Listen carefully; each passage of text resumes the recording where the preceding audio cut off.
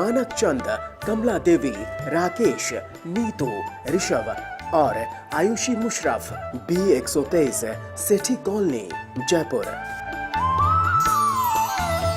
Shri Parshwanath re rolling mills limited, Durgapur 1, Vardhaman, west Bengal. Amita Jain, पत्नी अनिल कुमार जैन, संगीता जैन, पत्नी विपिन कुमार जैन। स्वर्गीय माता सीतावंती, धर्मपत्नी स्वर्गीय मास्टर नत्थू रामजी मुन्हानी की स्मृति में Shri Surinder Jain, Kanta Jain, Shri Ashok Jain, Neelam Jain, Shri Pankaj Jain, Amita Jain, Shri Rajneesh Jain, Deepika Jain, Shri Rishabh Jain, Mudit Jain, SKJ rubber corporation, Delhi. Shrimati Rani Jain, JP Jain, Prerna Jain, Surat, Gujarat. Pushpa Devi Musharraf, Arun Kumar, Amita, Ankesh, Payanshi Jain, D43, Devnagar, Tonk road, Jaipur. जय जिनेन्द्र तज्जयति परम ज्योति समं समस्तैरनंत पर्यायैः दर्पणतल एव सकला प्रतिफलति पदार्थमालिका यत्र। पंच परमेष्ठी भगवान की जय। पिछली ज्ञानशाला में अतिचारों का वर्णन प्रारंभ हो गया था। अतिचार का मतलब सम्यक दर्शन, 12 व्रत और सल्लेखना, ये हुई 14। इन सबके 5-5 अतिचार। अतिचार माने दोष। इनमें जो दोष लगते हैं उनकी चर्चा प्रारंभ पिछली ज्ञानशाला में हुई थी और उसके साथ ही सम्यक दर्शन के 5 अतिचारों का वर्णन भी हो गया था। अब आज इस ज्ञानशाला में अहिंसाणुव्रत और सत्याणुव्रत के 5-5 अतिचारों की चर्चा आचार्य करेंगे। आइए श्लोक नंबर 183 देखें। छेदन ताड़न बंधा, छेदन ताड़न बंधा, भारस्यारोपणं समधिकस्य, भारस्यारोपणं समधिकस्य, पानान्नयोश्च रोधः, पानान्नयोश्च रोधः, पंचाहिंसाव्रतस्येति, पंचाहिंसाव्रतस्येति। बोलिए। छेदन ताड़न बंधा भारस्यारोपणं समधिकस्य, पानान्नयोश्च रोधः पंचाहिंसाव्रतस्येति। अहिंसाणुव्रत के 5 अतिचार। 5 अतिचार माने दोष। ऐसे दोष जिनसे व्रत में दोष तो लगता है पर व्रत पूर्ण भंग नहीं होता, उन्हें हम कहते हैं अतिचार। देखें, पहला अतिचार छेदन अर्थात छेदना, किसी के अंग आदिकों का छेदना। ताड़न पीटना अर्थात चाबुक डंडे आदि से मारना। बंधा कसके बांधना। भारस्य आरोपणम, भार माने बोझ का, आरोपणम माने लादना। समधिकस्य शक्ति से अधिक ऐसे भार का लादना। और पान अन्नयोः च रोधः, पान माने पीने का, अन्न माने खाने का, रोध माने रोकना अर्थात अन्न पान समय पर नहीं देना। ये पंच माने 5 अहिंसा व्रतस्य, अहिंसाणुव्रत के अतिचार हैं। अहिंसाणुव्रत वाला अगर इन कार्यों को करता है तो उसके व्रत में दोष लगेगा। फिर देखें एक बार।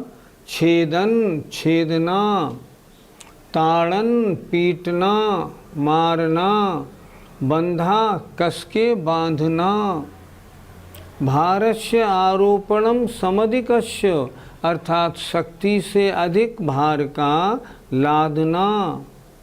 और पान और अन्न, अन्न पान का रोकना, इस तरह ये 5 अहिंसाणुव्रत के अतिचार हैं।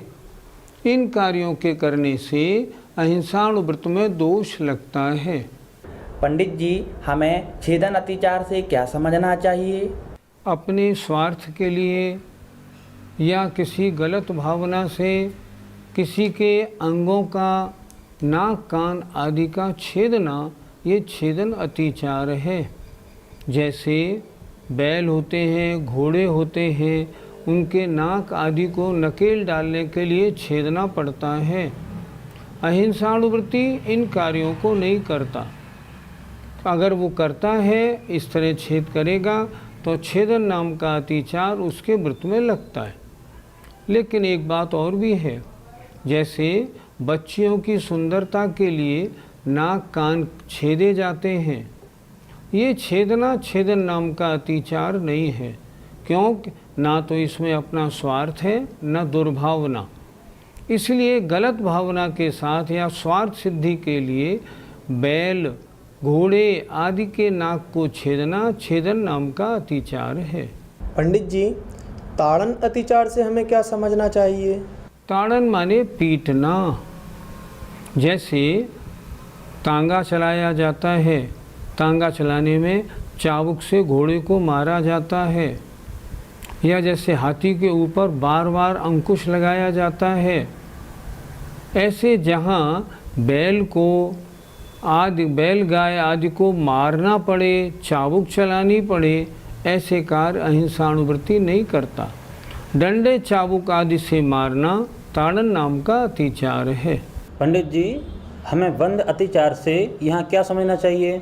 बंद अतिचार का मतलब है गाय भैंस आदि को कस के बांधना, इतना कस के बांध देना कि उनके गर्दन वगैरह में दर्द हो जाए, वो अपने शरीर के अंगों को इच्छानुसार डुला हिला भी न सकें, अगर कभी आग लग जाए तो भाग भी नहीं सकें। इसे कहते हैं बंध नाम का अतिचार। अभी श्रावकाचारों को पढ़ा, उसमें लिखा है गाय भैंस को अगर श्रावक व्रती पाले तो कैसे पाले। तो उन्होंने लिखा है, मान लीजिए आपके पास गाय भैंस हैं, तो वो जहाँ रखी जाएं वहाँ चारों ओर तो उनकी बाउंड्री बना दो, लेकिन बीच में उन्हें खुला रखो ताकि वो अपने आवागमन आराम से करें और उन्हें किसी तरह की कोई समस्या नहीं हो। उन्हें इतने कस के मत बांधो, या बांधो ही मत ताकि वो इच्छानुसार गमन न कर सकें। अगर ऐसे बांधते हैं, उनके इच्छानुसार गमन में अगर मान लो आपत्ति आती है तो बंध नाम का अतिचार लगता है। पंडित जी, बोझ लादने में क्या दोष है? बोझ लादने में दोष नहीं, पर जितना बोझ लादना चाहिए उससे ज़्यादा बोझ लादने में दोष है। मान लो कोई एक पशु है और वो मान लो 5 कुंटल वजन ले जा सकता है, अगर उसके ऊपर आपने 7 कुंटल वजन लाद दिया तो उसको कितनी पीड़ा होगी ये वो ही जानता है, और उसको पीड़ा देने में आपको हिंसा का दोष लगेगा। इसलिए उतना वजन लादें जितना वजन लादना उचित हो। तांगे में 4 सवारियां बैठती हैं, उसे घोड़ा आराम से ले जाता है। आपने क्या किया, भाई 7 सवारी हैं, पैसे ज़्यादा ले लेना, हम सातों बैठ जाएं। तांगे वाले को तो पैसे आपने दे दिए, पर घोड़े का आपने क्या किया? घोड़े को कितना कष्ट होगा जब वो दौड़ा पौने दूना वजन ढोएगा।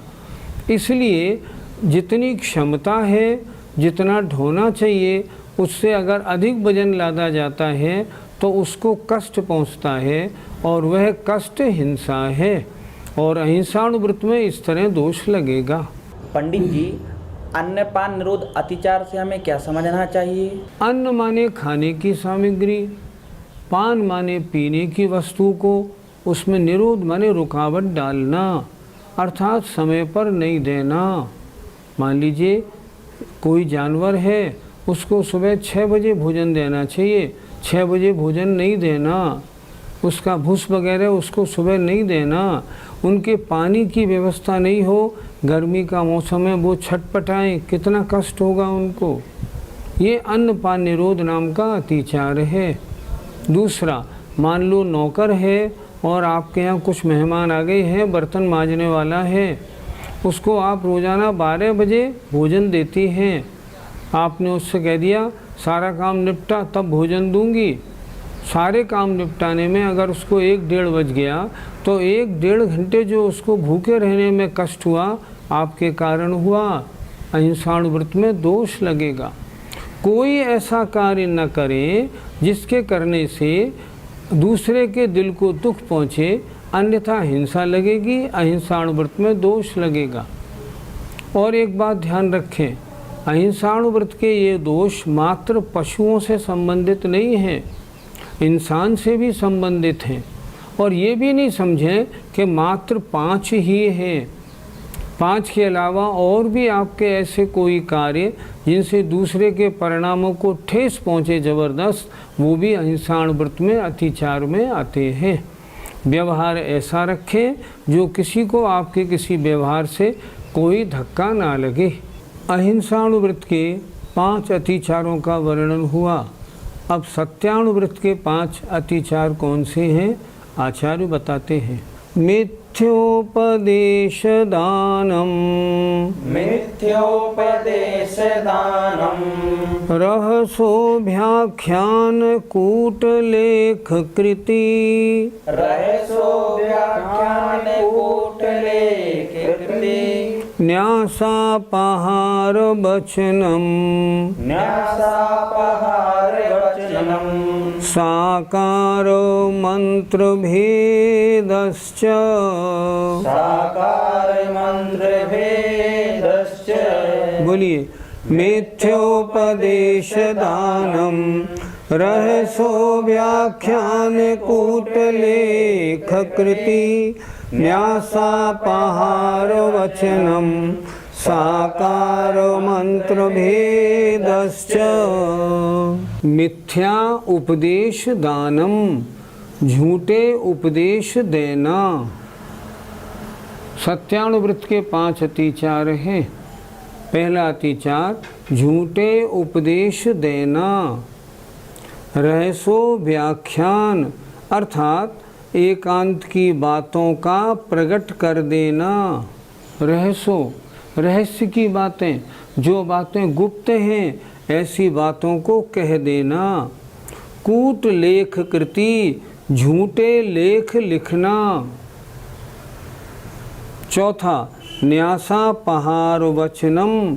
न्यासापहार, न्यास माने धरोहर के, अपहरण के वचन बोलना, किसी की धरोहर हड़प जाना। और साकार मंत्र भेद, किसी के इशारे से बात समझकर उसको लीक कर देना। सत्याणु व्रत के 5 अतिचार हैं। ऐसा वचन न बोलें जिन वचनों के बोलने से सामने वाला पाप प्रवृत्ति कर जाए या सामने वाले के दिल को दुख पहुंच जाए। अगर ऐसे वचन बोलते हैं तो अतिचार में आते हैं। देखें, झूठा उपदेश देना। दूसरा रहसो व्याख्यान, रहस्य माने रहस्य की बातों को प्रकट कर देना। तीसरा कूट लेख कृति, झूठे लेख लिखना। चौथा न्यासापहार वचनम, न्यास माने धरोहर के हड़प जाने के वचन बोलना। और साकार मंत्र भेद, किसी के आकार या इशारे आदि से कोई बात समझकर लीक कर देना। ये सत्याणु व्रत के 5 अतिचार हैं। ऐसे वचन बोलने से सामने वाले के मन को धक्का पहुंचता है, कष्ट होता है, इसलिए सत्याणु व्रत में दोष लगेगा। पंडित जी, झूठे उपदेश देने से क्या समझा जाए? ऐसे झूठे उपदेश देना जिससे जीवों की पाप में प्रवृत्ति हो जाए। जैसे आलू में तो बड़े सूक्ष्म जीव होते हैं, आलू खाने से वो नहीं मरते, उनका घात ही नहीं होता। ये झूठा उपदेश है। जैसे रात्रि में पूजा करने का शास्त्रों में विधान है, रात्रि को 12 बजे, 10 बजे, 3 बजे पूजा करो, कोई आपत्ति नहीं। ये झूठे उपदेश हैं। अगर ऐसे उपदेश दिए जाते हैं तो इसमें झूठे उपदेश देने का असत्यानुव्रत में दोष लगता है। पंडित जी, रहस्यो व्याख्यान क्या होता है? किसी स्त्री पुरुष की कोई एकांत की बात आपने देख ली हो, कोई क्रिया आपने देख ली हो, उसके वो सबके सामने लीक कर देना। आज हमने उसको ऐसा देखा है, शर्म भी तो नहीं आती, ये ऐसी बात करना रहस्यो व्याख्यान नाम का अतिचार है। ऐसे वचन ना बोलें जिससे किसी को कष्ट पहुँचे। ऐसे वचन बोलना असत्य है और सत्यानुव्रत में अतिचार दोष लगेगा। पंडित जी, कूटलेख क्रिया से हमें क्या समझना चाहिए? कूटलेख क्रिया का मतलब है झूठे लेख लिखना। लेखों में ऐसी बातें लिख देना जो आगम सम्मत नहीं हो, या किसी की झूठी गवाही देना, या ऐसी बातें बताना जिनका किसी से कोई संबंध नहीं और अपनी तरफ से उन बातों को कह देना, ये सब कहलाता है कूटलेख क्रिया। आपने किसी के नाम का फर्जी पत्र बना दिया, किसी के नाम की फर्जी रसीद बना दी और वो पेश कर दी, ये कूटलेख क्रिया है। सामने वाले को इससे बहुत कष्ट होता है। पंडित जी, धरोहर हड़पने से क्या समझा जाए? किसी व्यक्ति को रुपए की आवश्यकता पड़ी, आपके पास अपनी पत्नी की 6 चूड़ियाँ रख गया सोने की और आपसे मान लो 10,000 रुपये ले गया। साल 2 साल 3 साल बाद वो आया, उसने आपको 10,000 रुपये दिए और उसके साथ में ब्याज भी दिया। आपसे बोला, मैं आपके यहाँ 4 चूड़ी रख गया था, वो मेरी वापस कर दीजिए। हाँ, अपनी 4 चूड़ियाँ ले जाओ। रख तो गया था 6, लेकिन उसकी 4 चूड़ी उसको वापस करना। लो भैया, अपनी 4 ले जाओ। अगर ऐसा उसकी धरोहर को हड़पने वाले वचन बोलते हैं, सत्यानुव्रत में दोष है। तो क्या करें? उनने 4 मांगी, हमने 4 दे दी।